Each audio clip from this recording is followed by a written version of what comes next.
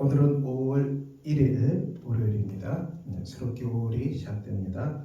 오늘 우리 주신 하나님 말씀 호세아 1장 1절에서 3절까지 우시야와 요담과 아하스와 히스기야가 이어 유다 왕이 된 시대, 곧 요아스의 아들 여로보암이 이스라엘 왕이 된 시대에 보엘의 아들 호세아에게 임한 여호와의 말씀이라. 여호와께서 처음 호세아에게 말씀하실 때 여호와께서 호세아에게 이르시되 너는 가서 음란한 여자를 맞이하여 음란한 자식들을 낳아라. 이 나라가 여호와를 떠나 크게 음란함이니라 하시니, 이에 그가 가서 디블라함의 딸 고멜을 맞이하여 고멜이 임신하여 아들을 낳았다. 오늘 본 말씀은 이제 호세아서가 시작됩니다. 호세아서는 여로보암 2세에 기원전 793년부터 시작해서 732년 때의 배경을 다루고 있습니다. 이 시대는 어떤 시대입니까? 북이스라엘이 번영한 시대죠. 경제적 번영, 또 정치적으로 평화를 누리는 시대입니다. 그런데 이 시대야말로 제약들이 들끓었던 그런 시대가 되고 말았죠. 굉장히 역설적이죠. 우리가 경제적으로 풍요롭고 평화가 넘칠 때 하나님께 또 가까이 나가고 또 하나님을 예배하고 또 하나님의 사랑 안에서 또 경건하게 살아가는 것이 바른 모습이겠죠. 그렇지만 이 정황이 경제적으로 풍요롭고 또 전쟁도 없는 시대에 이 호세아 시대, 호세아는 예언자는 이때 이스라엘의 제약이 더 심해졌다. 그들의 제약을 이렇게 폭로하고 있습니다. 그들은 오늘 본 말씀에 이 나라가 여호와를 떠나 크게 음란하였다. 이 음란이란 말이 나오죠.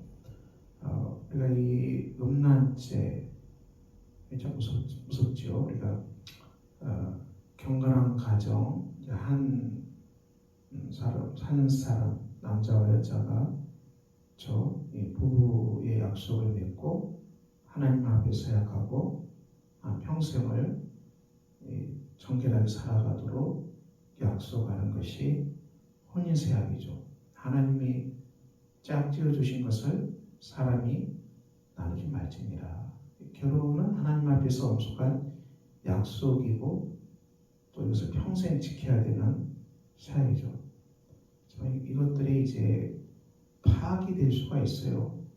음란하다는 것은 보통 이제 남자들이 음란해서 딴 여자한테 가버리면 가정은 위태롭게 됩니다. 다른 여자한테 가기 때문에. 또 이제 여자도 이제 남자가 마음에 안 들면 또 다른 남자한테 가는 비극적인 일이 발생하죠. 이건 참 굉장히 큰 비극이죠. 이 음란이라는 것은 이 맞지 않는 사람, 하나님이 그 맛에 선악과죠. 유혹을 받아서 우리가 가는데 그것은 이제 가정에 엄청난 이 황폐한 아주 아수라장을 만들어버리는 사건이 이 음란의 문제입니다. 가정에서 이제 경제적 혼란보다 더 무서운 것은 이 간음, 이 음란의 문제 아닙니까?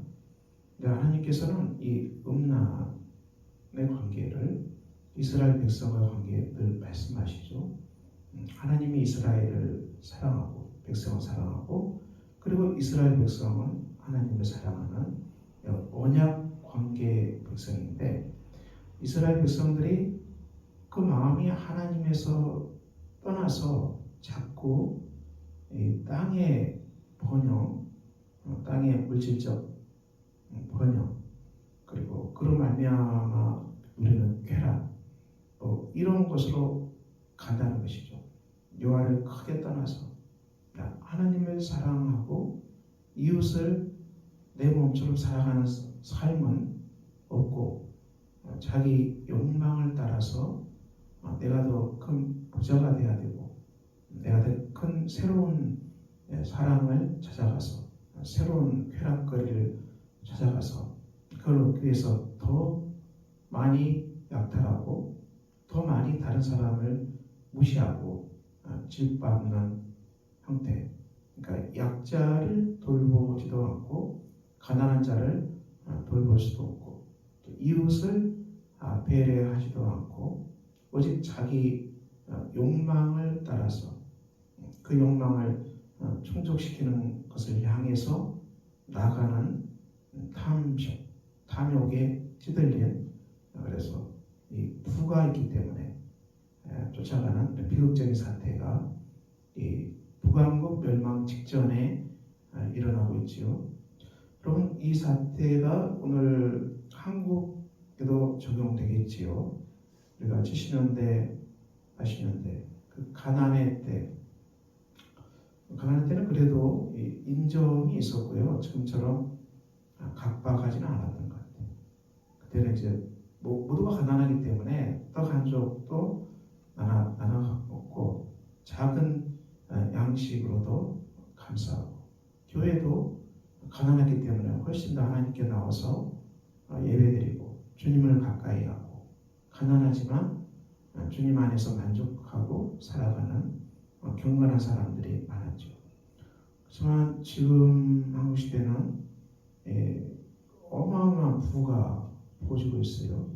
그래서 엄청난 부가 한국 사회 속에 들어오고 있는데 이것을 얻기 위한 엄청난 그런 전쟁, 경쟁, 그걸 얻은 자와 또 갖지 못한 자의 엄청난 갈등, 이 빈익분 부익 현상 더 심해지고요. 또 사람들 사이가 굉장히 각박해지고 부를 가진 사람들과 또 아주 가난에 떨어진 사람 갈등도 심해지고 전체적인 현상은 이 더 큰 풍요, 더 큰 쾌락, 더 큰 소일거리, 새로운 쾌락, 새로운 어떤 먹거리, 새로운 놀거리를 찾아서 끝없이 유랑하고 추구하는 그런 문화 속에 살아가는데요. 그래서 이제 교회 크리스찬의 성도들의 삶도 이 큰 문화적 환경 속에서 알게 모르게 오염된다고 봐야지요. 그런 문화 환경 속에 있기 때문에 그래서 하나님을 가까이 하고 경건하고 주님을 사랑하고 이웃을 배려하기보다는 정말 이 물질의 엄청난 무게 앞에서 짓눌리고 나도 혹시라도 가난해지면 어떻게 되지? 이런 불안감 때문에 훨씬 더 마음도 크리스찬의 마음도 강팍해져 버리는 그래서 근심하는 그래서 이 하나님께 나아가서 사랑하신 하나님께 나가서 예배드리는 그리고 하나님께 순종하고 또 하나님 말씀대로 살아가는 삶이 아니라 이 시대의 풍요에 우리가 쫓아다니는 그래서 그 시대의 풍요로부터 소외되면 어떡하지? 그 풍요로운 사람도 절단되면 어떡하지? 이걸 훨씬 두려워하는 그런 문화적인 그런 압력 속에서 우리의 믿음도 상당히 많이 의기소침하고 약해진 그런 시대를 살아가고 있습니다.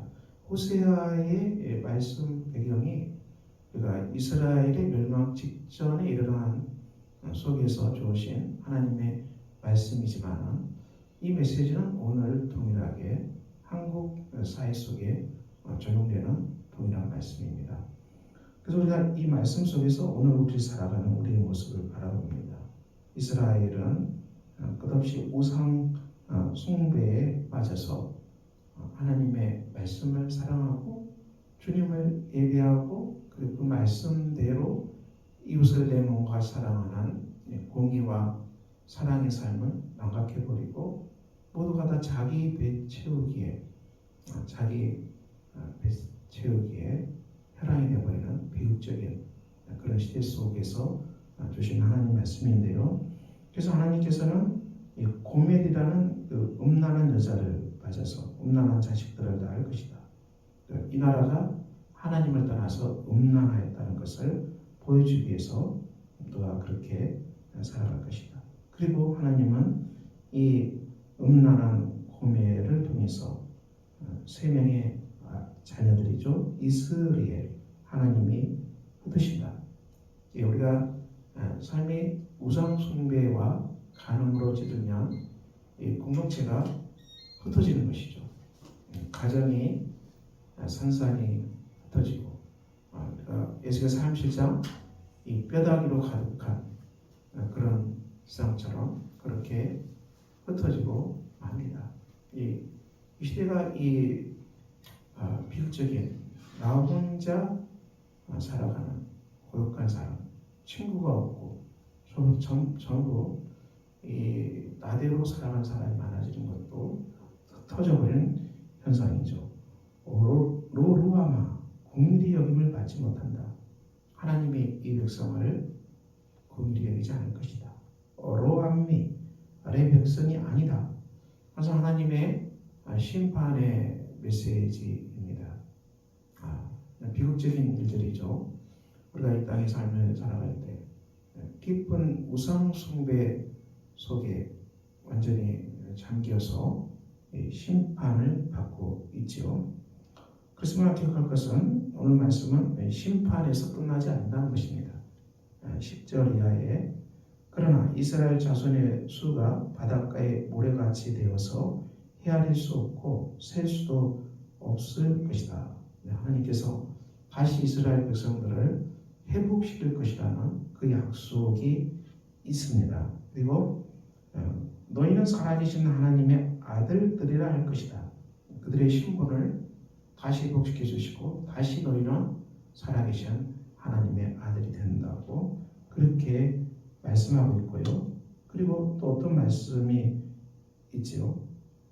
오늘 유다 자손과 이스라엘 자손이 함께 모여 한 우두머리를 세우고 그 땅에서부터 돌아오르니 이스라엘의 날이 클 것입니다.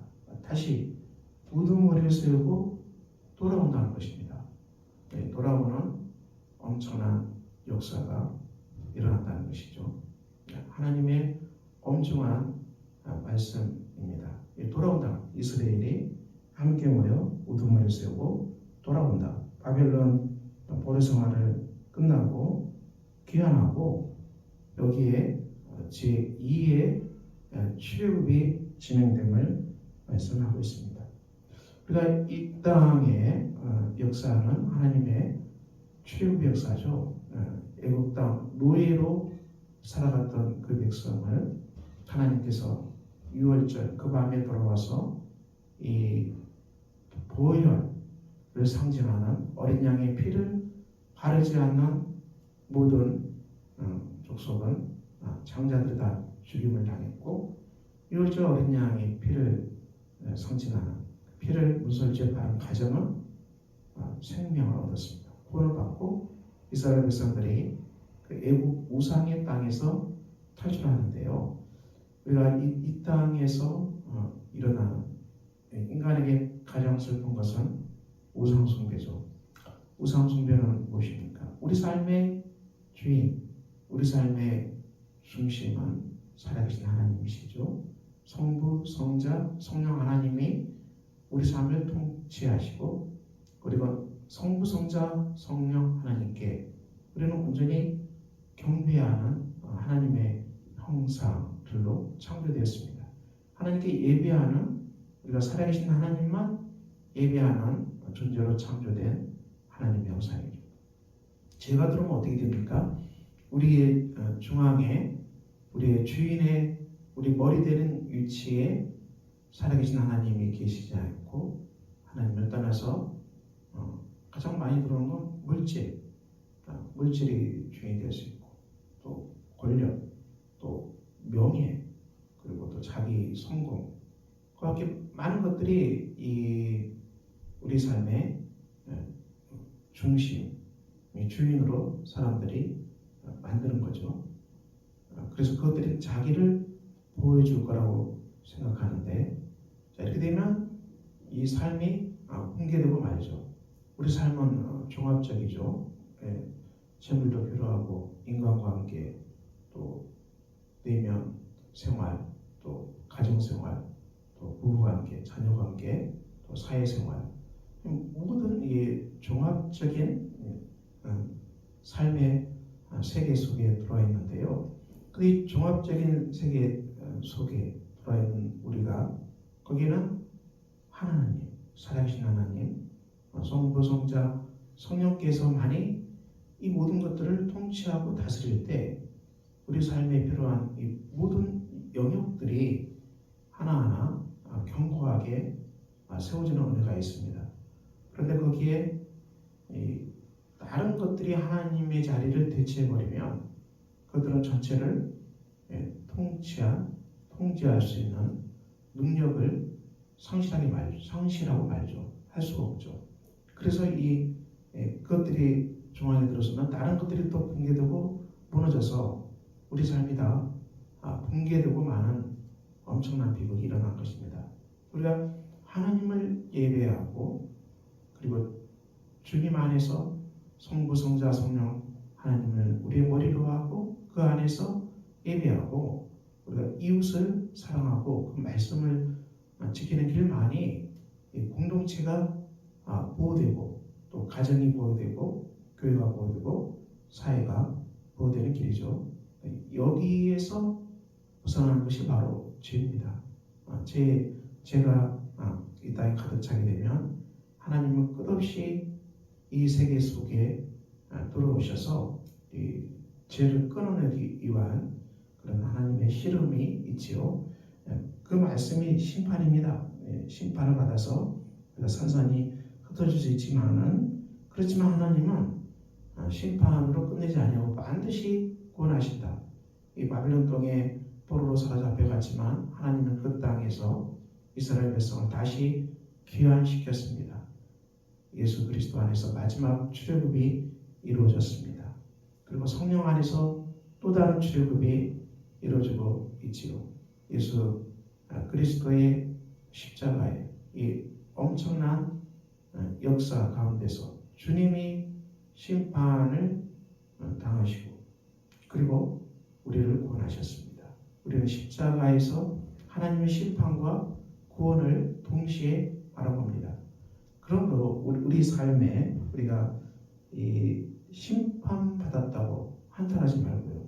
우리 삶이 심판받아서 무너졌다고 주저앉아 있지 말고, 우리 삶에 심판과 같은 현상이 나타난다 할지라도 우리가 하나님 앞에, 십자가 앞에 엎드려서 우리의 죄를 보게 해달라고 그러고, 우리가 그 죄를 하나님 앞에 회개합시다. 삶의 어떤 상황에서도 우리가 무너지지 않는 길은 무엇입니까? 우리가 다른 사람 탓하지 않는 것입니다. 책임을 다른 사람에게 돌리지 않는 것이 사는 길입니다. 가정에서 어떤 일이 일어나도 내가 책임자입니다. 내가 책임지겠습니다. 그리고 주님, 제가 여기에서 어떻게 하는 것이 맞겠습니까?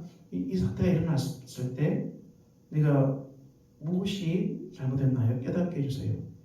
우리가 가정에서 실수하기 쉬운 것은 자녀들을 우상이 되면 자식 우상이죠. 무서운 것입니다. 우리가 자녀 때문에 마음 상하고 속상한 일이 일어난다면 창세기 22장 아브라함이 이삭을 모리아산에 데려가서 죽여서 하나님께 번제로 바친 그 사건이죠. 참 충격적인 사건이죠. 그것은 예수 그리스도 안에 있는 구원의 사건을 예표하는 구속사입니다. 물론 이제 이삭은 죽지 않았고 대신 하나님이 준비한 다른 번제물로 제물을 바쳤지만, 우리가 자식에 대한 것도 22장이죠. 우리가 정말 죽여서 하나님께 바칠 수 있는가? 우상이 아니라 하나님께 드려야 한다. 내가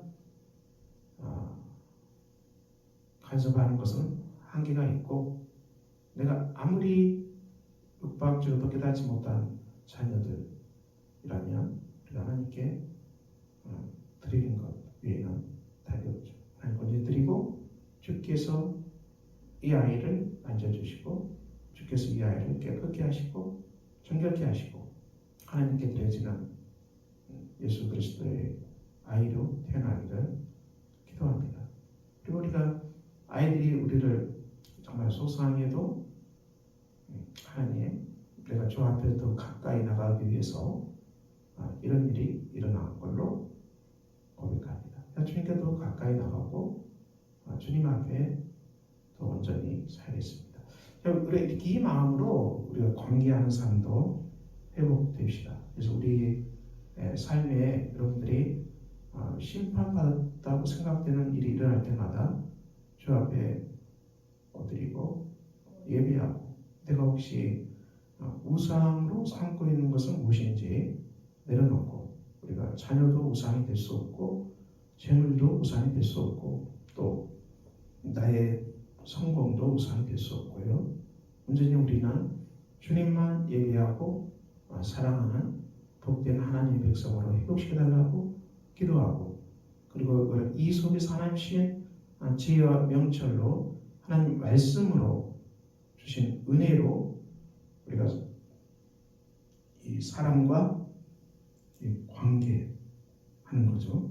이 은혜로 사람을 만나고 이 믿음으로 사람들 앞에서 용기 있게 서 있고 또 이 믿음으로 이 땅의 일들을 다스리고 또 이 믿음으로 우리가 이 자녀관계, 부부관계, 또 사회적 관계 속에서 하나님의 공의와 사랑을 따라서 우리가 용기 있게 행동할 수 있게 해달라고 주 앞에 기도하고 우리가 삶의 사태 앞에서 하나님의 회복, 오늘 구원을 경험하는 놀라운 은혜가 일어났거든요.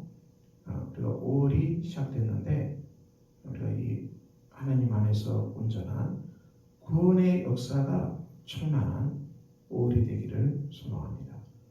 사랑하는 성도 여러분, 여러분의 삶의 과정에서 어떤 사태가 일어났습니까?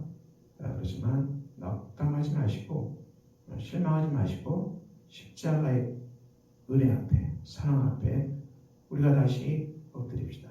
그래서 우리의 이 개인적인 생각을 일단 보류하고 주님이 내 삶의 주인 되심을 고백하고 삶에 일어난 사태를 하나님께 맡기고 폐해가 됐다고 생각되는 이 사태도 하나님 만져주시고 회복시켜 주시고 우리가 주의 은혜 가운데서 말씀 안에서 든든히 세워가져가는 복된 사람들 되게 해달라고 우리가 5월에 기도합시다.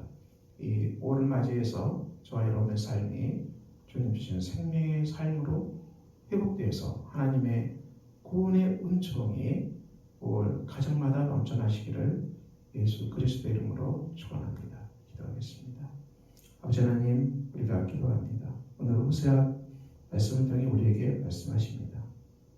이스라엘이 멸망하기 직전에 그들은 경제적으로 번영을 누리고 그리고 평화가 있었지만 아버지 그 좋은 시절에 하나님을 예배하는 것이 아니라 더욱 새로운 우상에 빠져서 더욱 쾌락과 탐욕에 빠져서 그들은 정말 온갖 악한 일을 저지르고만 비극적인 백성이 되고 말았습니다.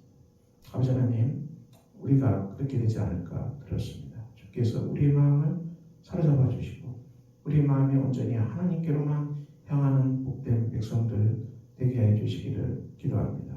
우리 삶에 많은 아픔도 있고 또 심판받은 것, 또 상처, 또 난감한 일도 많이 일어나지만 사랑의 아버지 하나님, 그렇지만 우리가 온전히 하나님께만 예배하는 친백성이 되게 하시고 주의 말씀 따라서 우리가 오늘도 견고하게 서 있는 복된 날이 되게 하시고 우리 삶의 모습 속에 늘 항상 동행하시는 하나님과 함께 살아가는 복된 하루가 되게 하여 주시기를 기도합니다.